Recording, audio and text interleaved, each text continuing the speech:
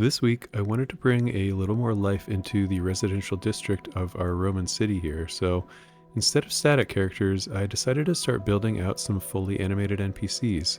Now, these are rigged up in Mixamo, brought into Unity, and given some simple pathing and interaction behaviors.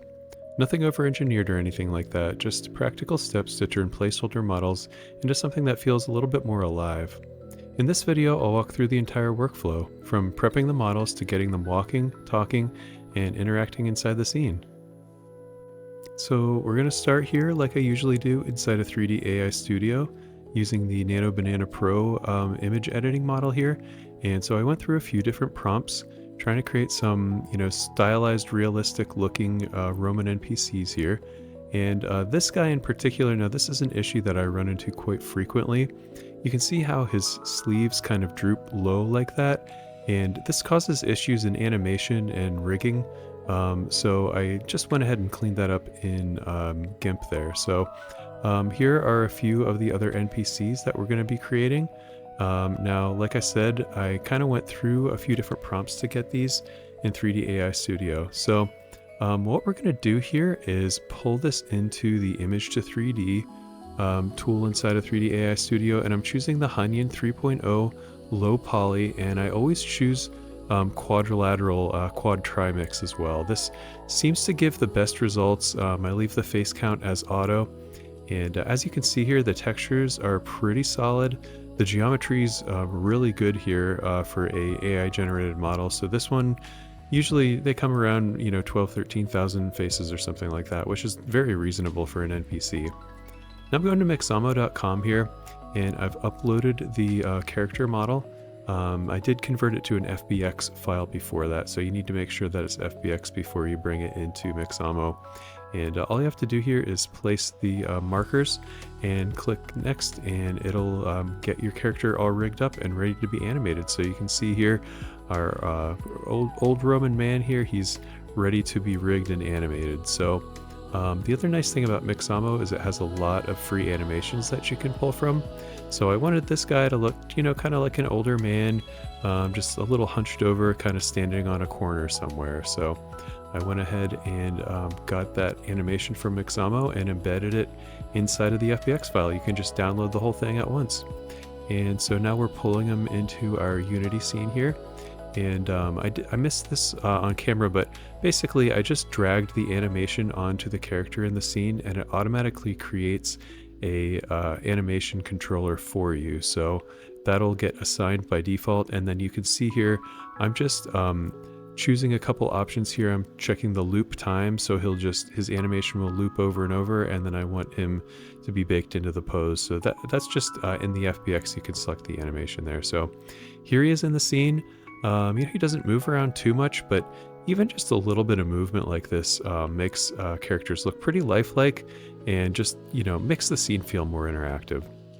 So the next thing we're going to do here is get our other younger Roman character here walking around the city. So I like to take advantage of Codex for this. If you're not familiar with Codex, it's a CLI tool that runs on the command line. And helps with code generation. It's been very helpful for me in creating C# code for Unity projects. And so I'm just giving it some instructions here that I want it to create a Unity component to allow me to basically set, some control points for a character to walk around in Unity and, stop for a little while and then continue walking. And for this particular component, we will need an animator controller here in Unity. With a couple of different states. So there's going to be a walking state and an idle state. And it's very simple, just a couple of different states here. And so you can see I have a walking motion and an idle motion there. And then the next thing I'm going to do is create these patrol points. So these are just some empty objects. These are the locations in the scene that our character is going to walk to. So I'm just adding them kind of in the order that I want him to walk them to.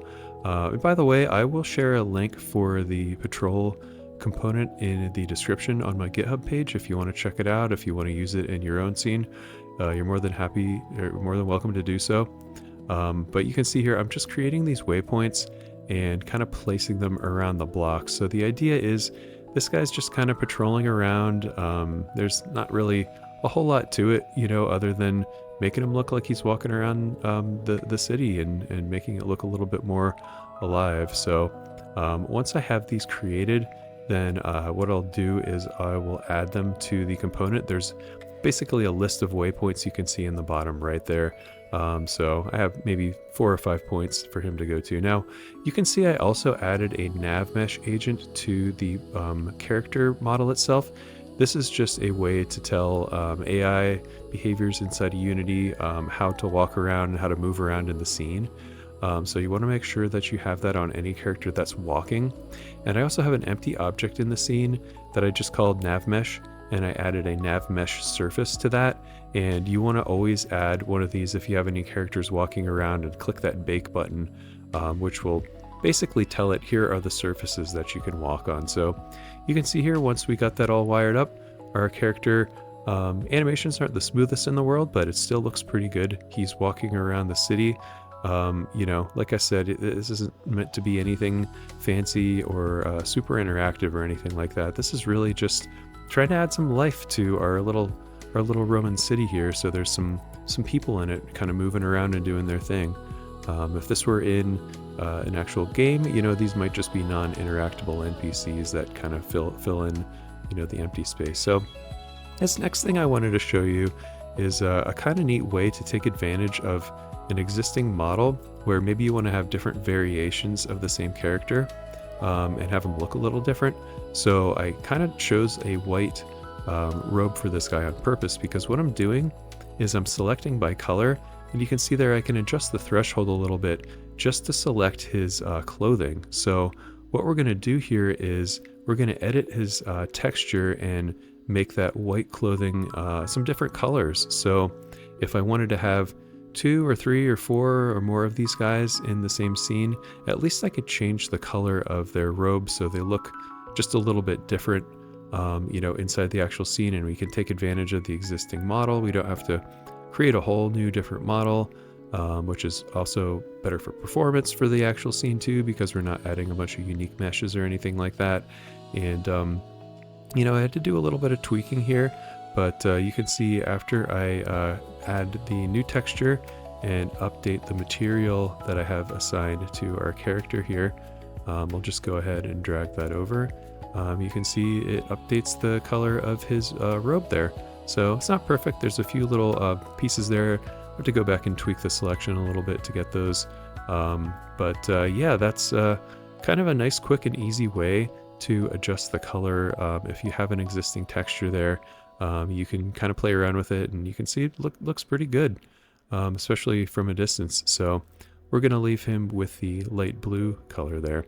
And then finally, we're going to get over here into the 2 ladies talking to each other. So this other model that I created, again, I rigged all of these in Mixamo. So I pulled her into Mixamo and found a talking animation for her, to kind of apply to her and have her kind of moving around and talking in the scene.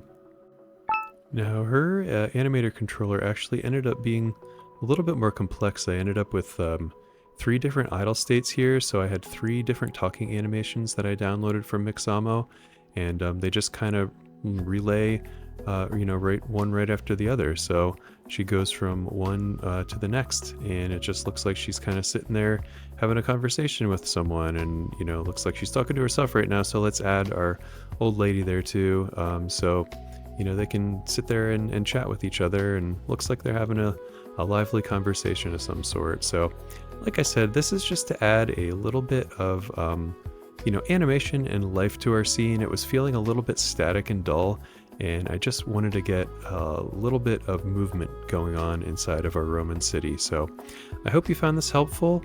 I know I went through a few things a little quicker than usual here, but if there's anything in particular you saw that you're trying to do yourself, or you're struggling with, or want to ask more questions about, feel free to post in the comments. I always try and get back to everyone's comments and answer your questions if you're running into anything. So thanks for hopping on and catching up with this project, and I'll see you in the next one. Bye.